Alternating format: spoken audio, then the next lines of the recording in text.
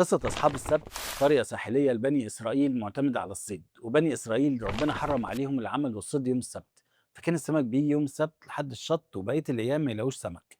ابتلاء مش من قلة الحلال عند ربنا، ولكن اختبار طاعة زي حاجات كتير حوالينا دلوقتي بنلاقي الحلال فيها صعب وقليل والحرام سهل وكتير. المهم القصة كلنا عارفينها، هم عشان يتحايلوا على الوضع ده كانوا بيرموا الشبك يوم الجمعة ويلموه يوم الأحد. هم فعليا ما كانوش بيصطادوا يوم السبت، ايديهم ما لمستش الشبك يوم السبت، كان ممكن يقسموا بالله احنا ما بنصطادش يوم السبت، وكانوا بيوحوا بكل قوتهم انهم على حق، احنا ملتزمين بالحرف. في مشكلة في كده؟ كلنا بنسمع الكلام ده بنقول ياه قد ايه ضلاليين يا اخي. بني اسرائيل دول عندهم ضلال مش عادي، عايزين يضحكوا على ربنا. تعرف مين دلوقتي بيعمل كده؟ مش بيكذب بس بيسلك نفسه، مش بيسرق ولا بيرتشي بس بيظبط مصلحته بشكل حرام. ده رزق عيالي وكل الناس تعمل كده. مش غيبة، دي فضفضة. مش ظلم، ده شطارة.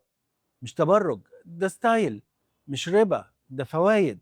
مش زنا، دي مساكنة. انت شايف كم المفارقات اللي احنا عايشين فيها؟ نفس عقلية أصحاب السبت، الضلال والتحايل على الحرام. تفتكر بقى المسخ كان عشان الصيد ولا عشان الحيلة والضلال؟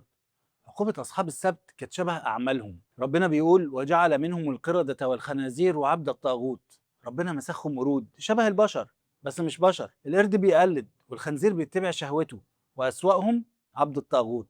عبد الطاغوت مش بس اللي بيسجد لصنم، ده كل واحد بيعبد مصلحته وماشي ورا هوا نفسه.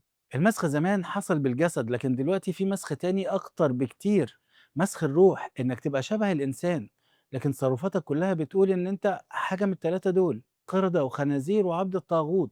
أصحاب السبت ما قالوش إحنا غلطانين وبنعمل حاجة غلط وإحنا عارفين إنها غلط بس ربنا يهدينا ويتوب علينا. حللوا لنفسهم الغلط وتمادوا فيه بكل بجاحة، وكأن ربنا مش شايفهم، وكانوا فتنة للي حواليهم. ودي أخطر حاجة، إنك تجادل في الباطل وأنت عارف، وتبقى الطاعة تبرير والدين حيلة والحق وجهة نظر، وتحلل لنفسك الحرام عشان محتاجه. ربنا بيقول يا أيها الذين آمنوا كونوا قوامين بالقسط شهداء لله ولو على أنفسكم، وربنا كريم.